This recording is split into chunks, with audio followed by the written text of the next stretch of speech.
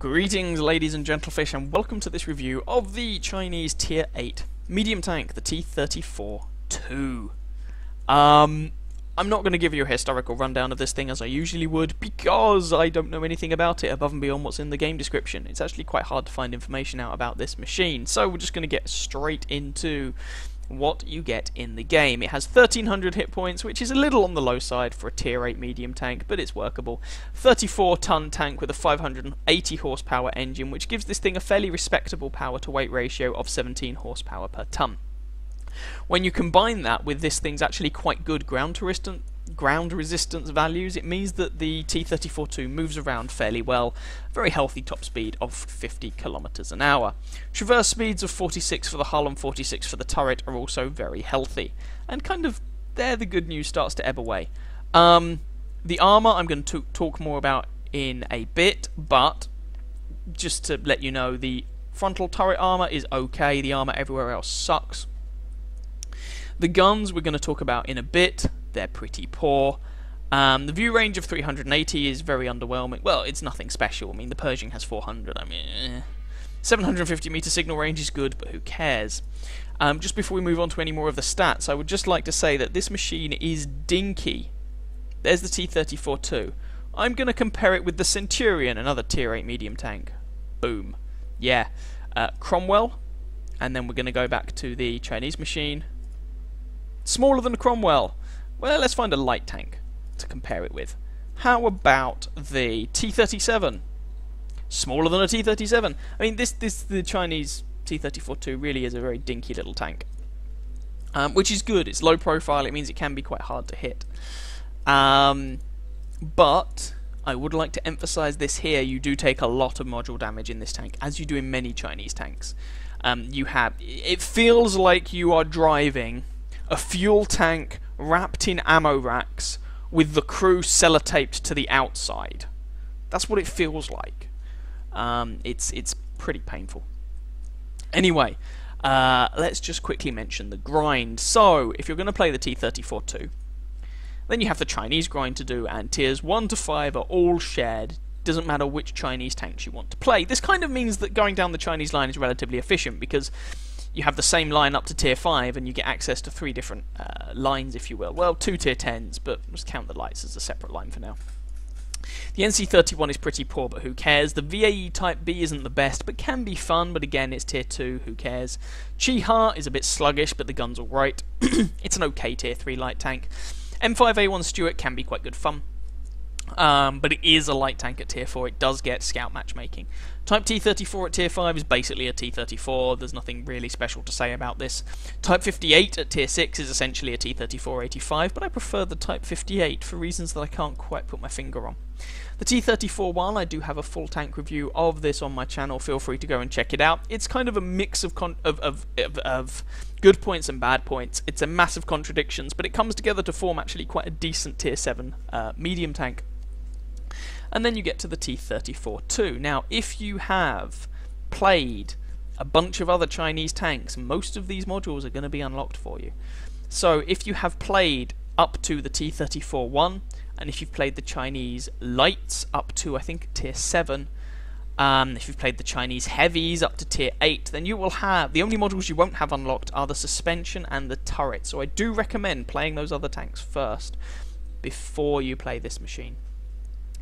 If I remember correctly, then tried to grind this out with this gun, which is the best gun you can mount without using the turret, but this is the 85mm gun that was terrible on the T-34-1 and was usable on the Type 58. I mean, on this tank it sucks. You do not want to be using this gun.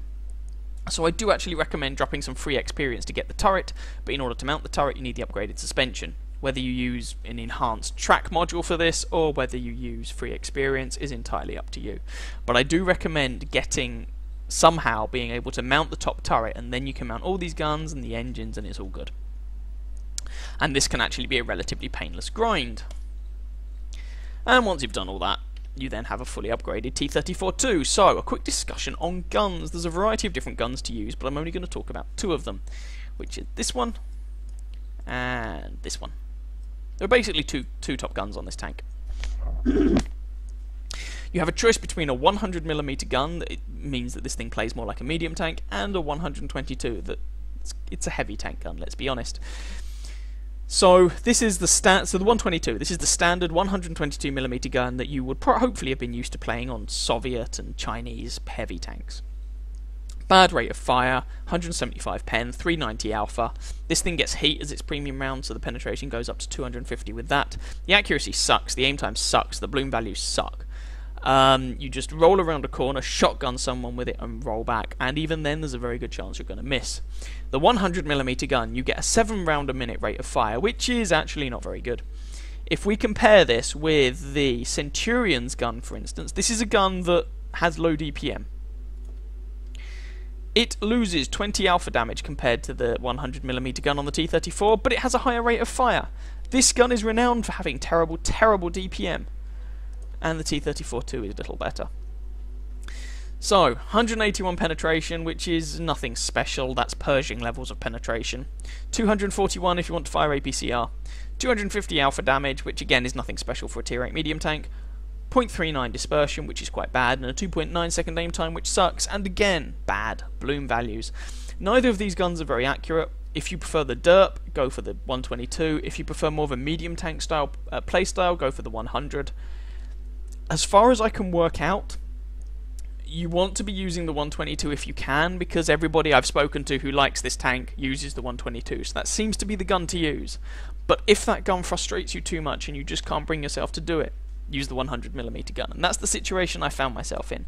I tried the 122mm gun, but I just despised it. I despised it to its very core, so I actually used the 100mm gun on this machine. Crew skills, equipment, all of that jazz. Let's start off with equipment. What do I recommend? Well, this thing, can it mount a vertical stabilizer? Yes, it can, because it's tier 8. So you want a vertical stabilizer. You want a gun rammer, because the reload on this gun is terrible. Your third slot, it's up to you, and it will depend what gun you want to use. You can make a case for improved vents. You can make a case for enhanced gun laying drive, because the aim times are that painful. You could make a case for coated optics. I think they're probably your 3 best choices. Now, this thing takes a lot of critical module damage, and so you might be thinking to yourself, well, would you not be better off taking a wet ammo rack to prevent that ammo rack damage? Or filling the fuel tanks with CO2 to stop it catching on fire? Or help it not catch on fire?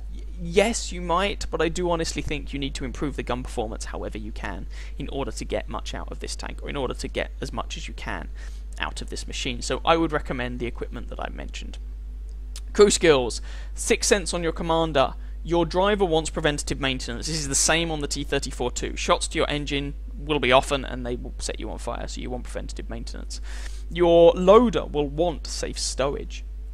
And suddenly 3 of your crew skills are used up. Now, you might want to consider taking full repairs and then retraining the commander, driver, and loader to these perks for gold or something like that, but that's up to you. You can see the crew I've gone with. I was experimenting here with Brothers in Arms. The crew I've gone with is actually very bad, got a very bad repair skill, and so I was actually using a toolbox to compensate for that, which is something you might also want to consider, but mainly as a temporary measure rather than a permanent one. Brothers in Arms is an option, but you shouldn't prioritise it. You should be prioritising preventative maintenance, safe stowage, 6th sense, and repairs over everything else. Beyond that, things like snapshot and anything that improves the accuracy on your gun in various different situations is probably a good idea. Consumables, I've got your standard consumables. I really don't think you can do without these unless you go with the premium options, because your crew will die a lot, your modules will get knocked out a lot, and you will spend a lot of your time on fire. So I really can't recommend taking anything other than those. So that's equipment, crew skills, and consumables. I think that's all I really have to say. Let's go and have a look at things like armor and ammo rack locations and all of that jazz. Alright, here we have the T-34-2 in Tank Inspector. Let's just have a quick look at the armour scheme on this. Before I do, I would like to mention the gun depression on this tank does change depending on which gun you're using. If you use the 100mm gun, you get 5 degrees of gun depression. If you use the 122mm, you get 3. And 3 is pretty damn abysmal. So, armour. Right. let's start with the hull. The rear of the hull is 45mm thick. The only thing you can expect this to do is not get penetrated by most HE rounds. The side of the hull is 45mm thick, see previous comment. The front of the hull is 70mm thick, see previous comment. I mean, seriously, what's the lowest penetration gun that I can think of that this tank will meet? The Chaffee. The Chaffee has something like 90mm of penetration with armor-piercing rounds. The Chaffee can shoot you in the lower plate. I'm not making this up. Anglet and the Chaffee can still shoot you in the big, fat lower plate. It can bounce on your upper front plate. So, the lowest penetration gun you are going to meet in this tank won't penetrate your upper front plate, but will still, well, won't necessarily penetrate your upper front plate, but can still sail through your lower plate.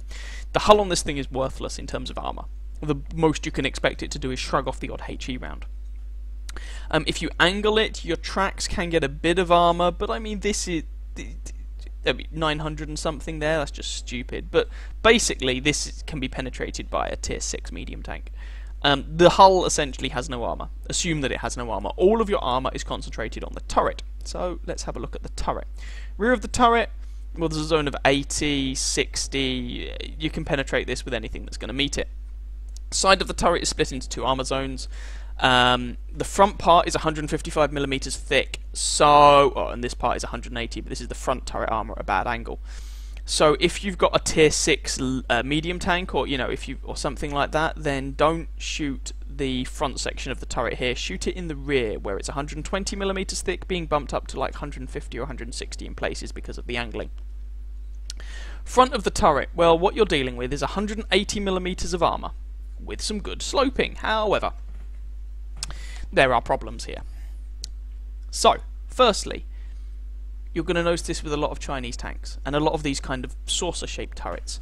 Right at the front of the turret next to the gun is where the armor is the flattest, and so it's basically the stated 180mm of armor, and there are plenty of tier 8 tanks that can penetrate that.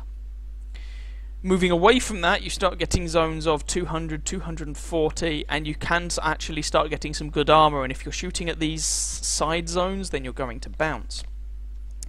Gun mantlet, well, the gun mantlet can get some fairly silly values. But you do also have these commander's hatches, which are 120 odd, 160, which they can be shot. However, this is a very low profile tank, and that means that a lot of the time people have some sort of shot down onto you, which does 2 things. Firstly, it flattens out your front plate, meaning that they can just shoot your front plate. Secondly, it also exposes your turret roof, and your turret roof is not very thick. Your turret roof is 30mm thick. In order to get a bounce at that, you need to be at an auto bounce angle, and you need them to have a gun that is less than 90mm caliber gun, and there are a lot of 90mm guns floating around at tier 8. So, there are parts where the armor on this tank works, namely the front of the turret, but even then, depending on the exact engagement angle, you can still be penetrated without people spamming APCR or heat ammo at you. I mean, if you go into turret hug someone, don't turret hug a T-29 for instance, because they will be shooting down on you, and that will just end badly. Ditto for even something as humble as a comet. I've tried, it hurts. They will shoot you and they will probably kill you. Or they will at least do you quite a lot of damage. So yeah, the armor isn't the selling point of this tank. Well, the armor on this tank is not good. Not good at all. Okay, so let's have a quick look at things like module locations and whatnot on this machine. So, colour coding. Orange, you're looking at the commander, the gunner, or loader, one of those crew members, so usually one of the crew members who's situated in the turret. Red means that it's an engine, or fuel tanks, or transmission, or something that's likely to set on fire. Green is just a vulnerable zone, it's a weak section of the armour. White is the ammo rack, blue is the driver. So we can see from the front, they've already highlighted a series of vulnerable armour zones like the lower plate. I'm not going to talk about them because I've already mentioned them in the armour scheme. But you can see that looking at the tank head-on from the front, you have the driver sitting on your right-hand side where that hatch is, and on the left-hand side you have, I think it's fuel tanks in this case, that's going to set on fire like a Christmas tree. If you look at this thing from the side profile, from the left-hand side, then you can see that you have got a crew member sitting up in the turret in about the middle, so shots there will knock that fellow out. you have got the engine, fuel tank, transmission, all those fire-related things, again, front and back of this tank, and that part which is not covered by engine, fuel, flammable things is ammo rack. So essentially shoot this thing anywhere in the side of the hull, and you are going to do module damage with a good chance of either ammo racking this thing, detonating it completely, or at least setting it on fire. Doesn't mean it's guaranteed, of course, but there is a very good chance. There's also an ammo rack, as you can see, in the rear of the turret. So again, like I was saying in the garage, try not to shoot the front of the turret, as not only is the armour thicker, but also you're less likely to do critical module damage. Rear of this machine, well, the rear of this machine is made of engine.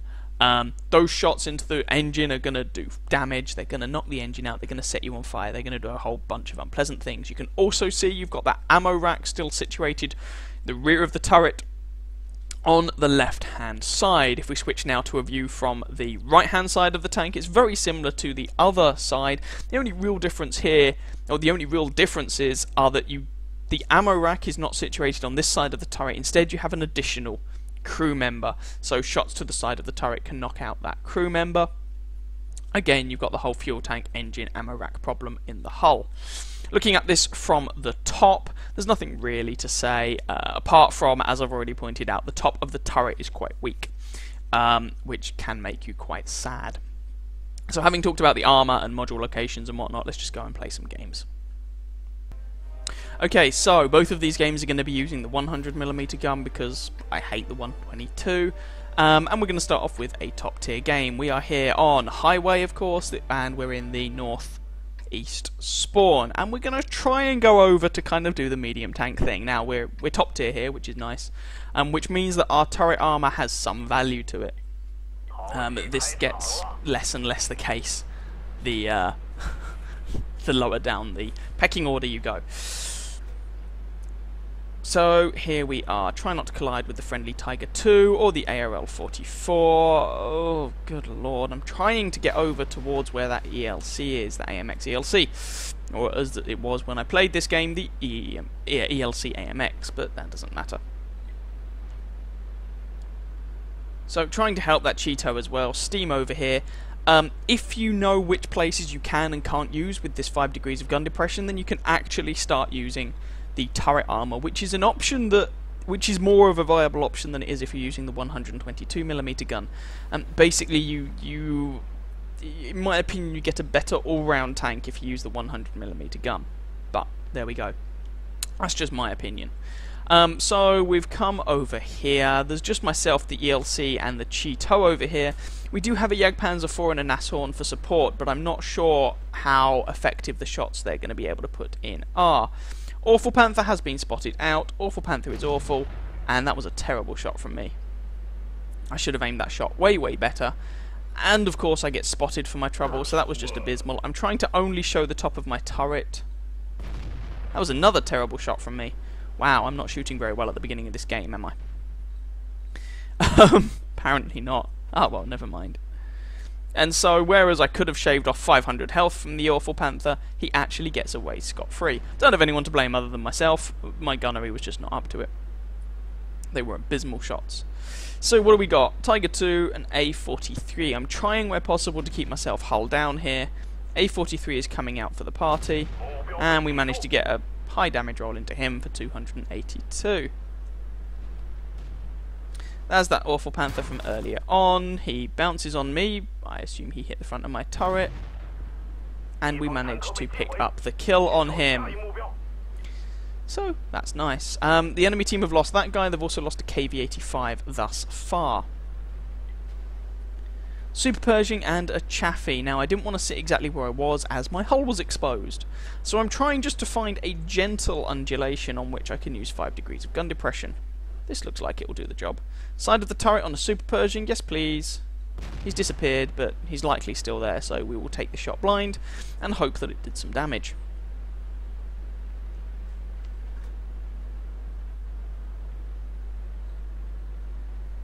Yep, looks like my shot hit home, as the guy is now lost an amount of health that is consistent with a 100mm gun.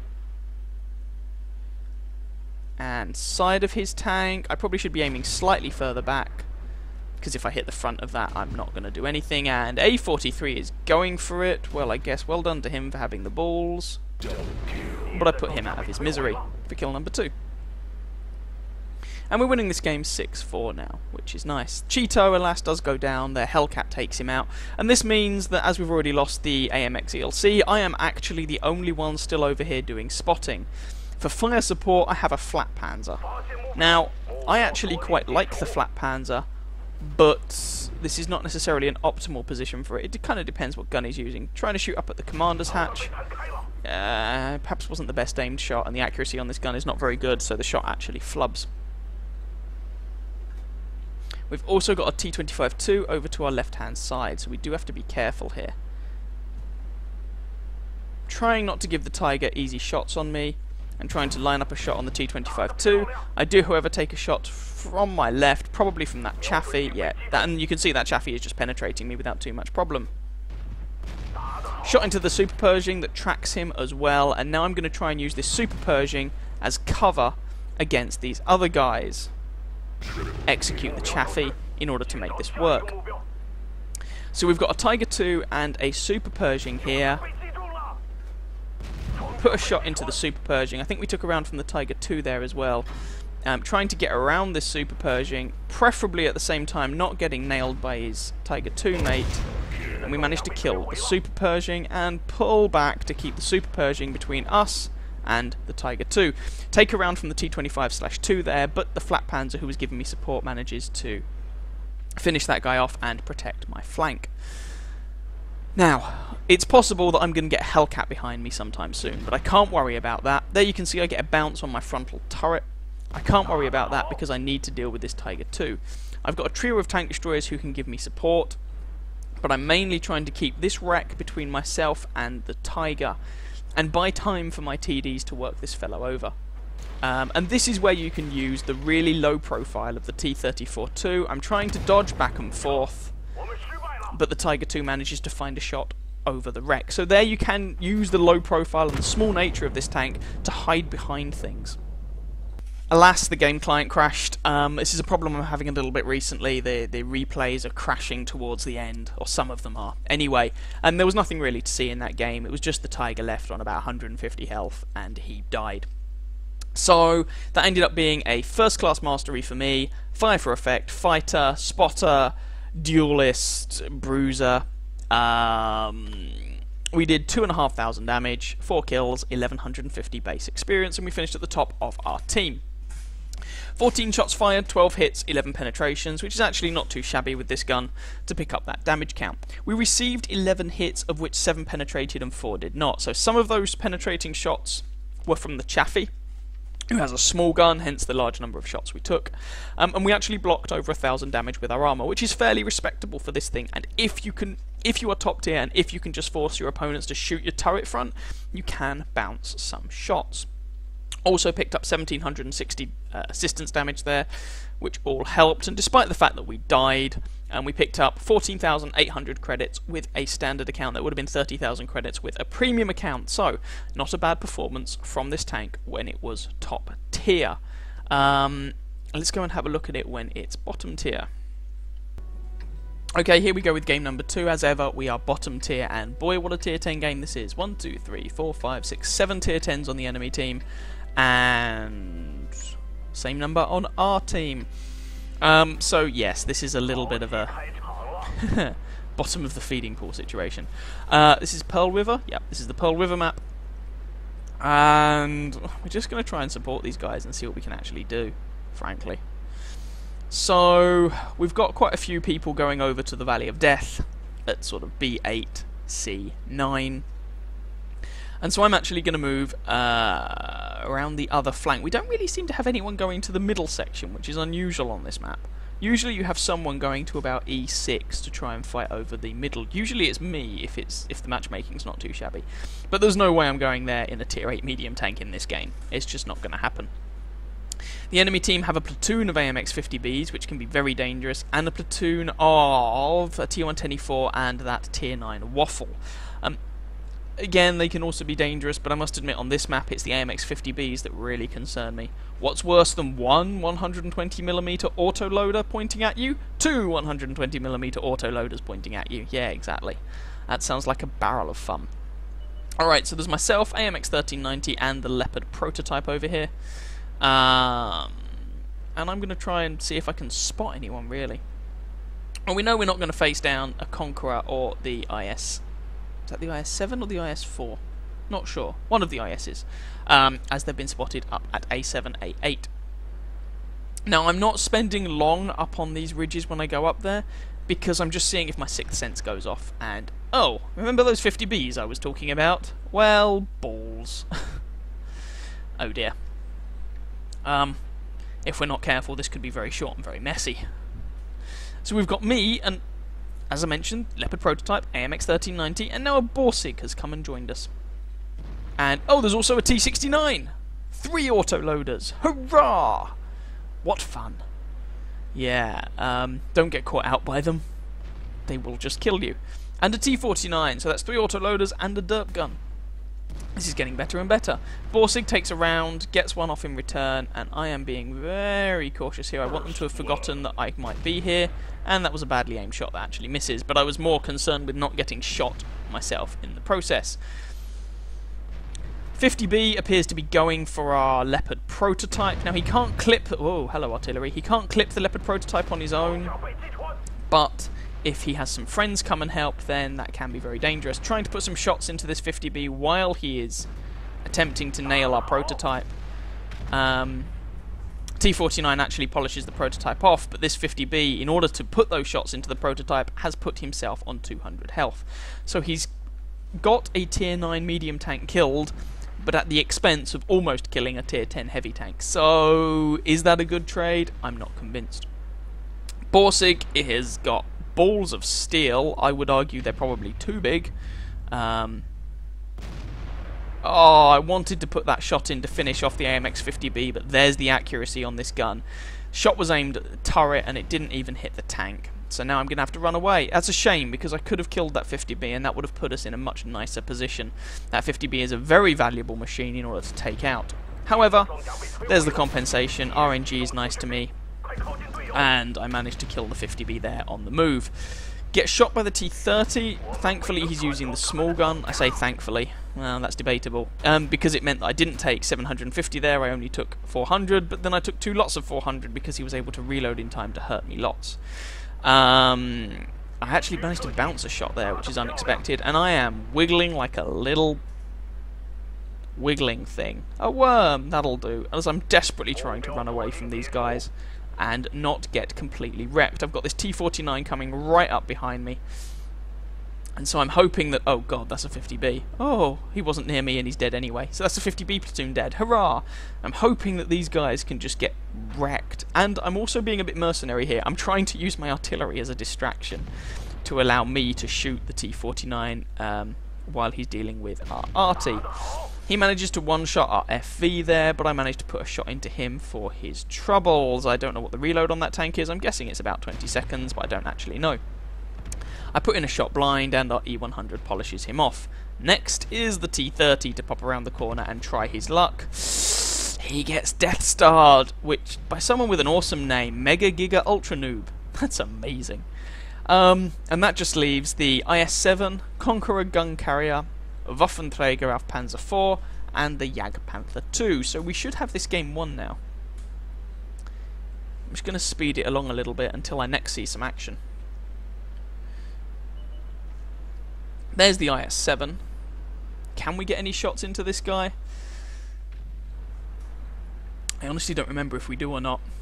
I think I just give up, because even if I did, the side armor on an IS-7 is a pain in the backside. He should get mobbed and killed anyway.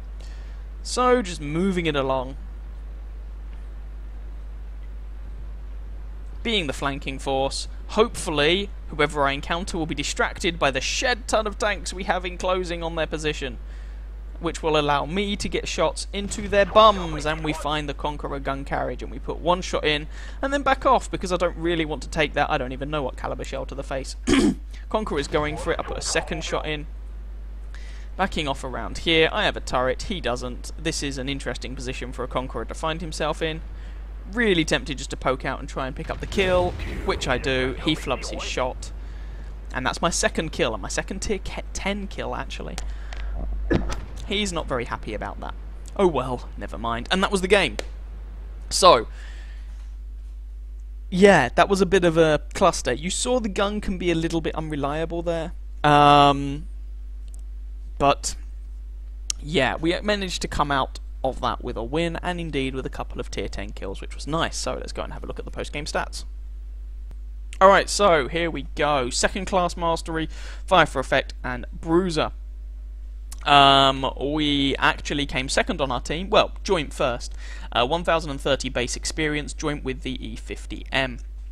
He did a lot more damage than we did, but we were putting that damage into higher tier tanks than ourselves, so we were getting an XP multiplier for doing so, and we did almost 2000 damage in the end, which is not to be sniffed at. 12 shots fired, 10 hits, 9 penetrations to pick up that damage count. We managed to bounce one round, bouncing 150 damage. Who could have shot me for 150? I think that T-69 was not using the 90mm gun, because he was in my vicinity, he could have been shooting at me, and if he was using the 75mm gun from the T-71, then that would explain the 150 damage. We spotted one enemy tank, damaged 3, destroyed 2, and picked up 800 assistance damage. Made a 13,000 credit profit to boot. That would have been 25,000 credit profit with a premium account, so that ended up being a fairly decent game. Let's just go back and have a quick look at a quick roundup in the garage. So I guess round things off. I should probably mention, I know I said that this thing catches on fire and takes a lot of module damage, and then showed 2 replays where it didn't really do that. I kind of wanted to show a couple of games where this thing does actually do okay. I could have shown you a plethora of games where I burn to death, get ammo racked, and have a terrible, terrible game, but I didn't think that would really be particularly entertaining or that informative for you. It does take a lot of critical module damage, though. Same as the T-34-1. I mean, take my word for it if you want, or play the tank for yourself if you don't want to take my word for it. Overall, this tank, well, the problem with it is, if you use the 100mm gun, you're basically playing a gimped Type 59. If you compare the two tanks, essentially they have the same gun. The T-34-2 is more mobile, great. The Type 59 has better armour. So you may initially be thinking to yourself, well, why are you saying it's a gimped Type 59? They sound like they're fairly even. It's a fairly even comparison. You know, you trade the armour for mobility, fair enough. It does sound like a fairly even comparison, potentially, depending on what degree that they've done this to, but you do have to remember the Type 59 gets preferential matchmaking and only ever sees Tier 9 games at the worst. The T-34-2 sees Tier 10 games. Yeah, oh dear. If you use the 122mm gun, which is an option, then you are essentially playing a gimped T-34-3. That's the other Chinese Tier 8 premium medium tank. That gets better gun performance with the 122mm gun. It's not as small, it's a little bit larger. It's not as mobile, it gets slightly better armour. Okay, well, in and of itself, that doesn't necessarily sound like a particularly big problem, does it, Chip? No, fair enough. But you do also have to remember that, like the Type 59, the T-34-3 gets preferential matchmaking, meaning that it never sees worse than Tier 9 games, and the T-34-2, once again, does not. It sees Tier 10 games. The fact that you can compare this machine with 2 same-tier premium tanks from the same nation, and it is, as far as I can see, basically inferior to them both, well, that kind of speaks volumes for the quality of this machine.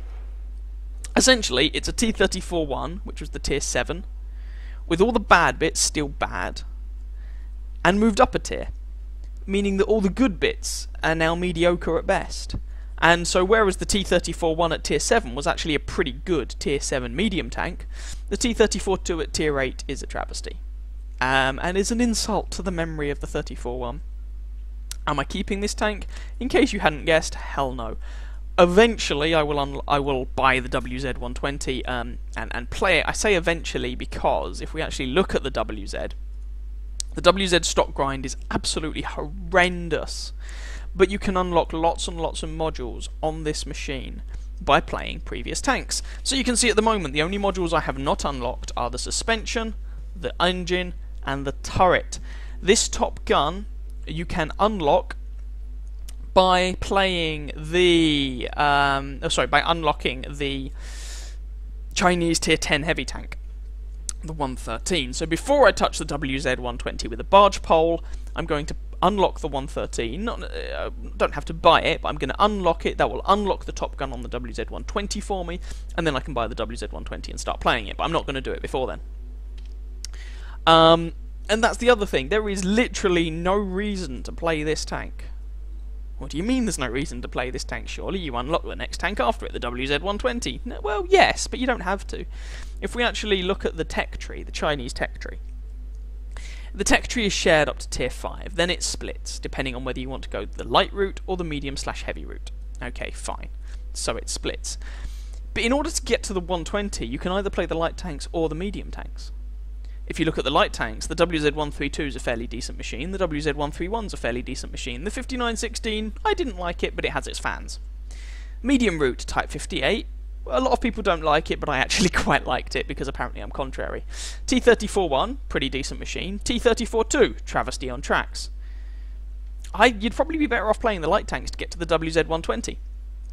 And you want to play a lot of the other tanks before you get to the WZ-120 so that you can unlock modules on the WZ-120. Grand. But the T-34-2 does not have any modules that you unlock on that tank that you cannot unlock on other machines on the WZ-120. When I got the T-34-2, the only modules I did not have unlocked were the suspension and the turret. And that's because everything else I'd unlocked on previous tanks. So there is no need to play the 34-2. Absolutely none. I mean, I guess you could look at it and go, well, I've played the 34-1, I've unlocked it, I might as well. But really, it is that painful. Feel free to try it, but I really can't recommend this machine. The only people I've spoken to who actually kind of like this tank use the 122mm gun. So I'm thinking that in order to actually have fun in this thing, you probably, and not just feel like a horrifically gimped Tier 8 medium tank, you probably need to use the 122. But using the 122 made me want to punch kittens in the face. So I didn't. And, well, so we're left with a horrible little machine that I honestly can't recommend. The best thing about it is its size. It's dinky. But, no, I don't recommend this. Anyway, sorry for being slightly negative in this review, but it is a terrible, terrible machine. But I hope you guys found the review vaguely interesting, or enjoyable, or whatever. If you did, please feel free to catch some of my other videos, and or subscribe to my channel, and I wish you very happy hunting on that battlefield. Ciao, ciao.